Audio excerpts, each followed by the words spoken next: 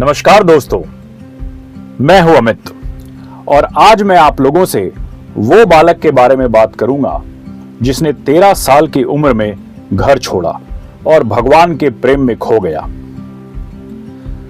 कभी कभी इस दुनिया में कुछ आत्माएं जन्म लेती है जो हमें याद दिलाती है कि असली सुख न दौलत में है न शोहरत में, बल्कि ईश्वर के प्रेम में है। ऐसी ही एक आत्मा है श्री हित प्रेमानंद गोविंद शरण जी महाराज। उत्तर प्रदेश के कानपुर जिले में एक छोटे से गांव अखरी में एक बालक जन्मा। नाम रखा गया अनिरुद्ध कुमार पांडे। कौन जानता था कि यही बालक एक दिन प्रेम और भक्ति का दूसरा नाम बन जाएगा।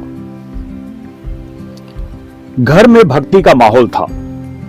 माता पिता धार्मिक और दादा सन्यासी, और इस माहौल में जन्मे अनिरुद्ध के मन में बचपन से ही उठने लगे सवाल। हम कौन है?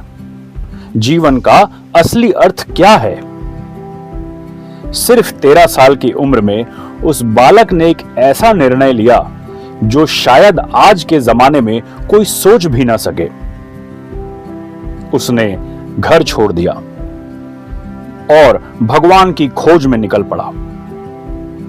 काशी के घाटों पर गंगा के किनारे उन्होंने तपस्या की। दिन में घंटों ध्यान, रात में जप, कभी उपवास, कभी गंगा स्नान, हर क्षण भगवान की याद में बिताया। फिर एक दिन मिला वो मोड़ जब उन्होंने अपने गुरु श्री गौरांग शरण जी महाराज से दीक्षा ली और यहीं से शुरू हुई प्रेमानंद गोविंद शरण जी महाराज की यात्रा। उन्होंने राधा वल्लभ संप्रदाय की सेवा अपनाई, जहां भक्ति का सार है प्रेम, स्नेह और समर्पण।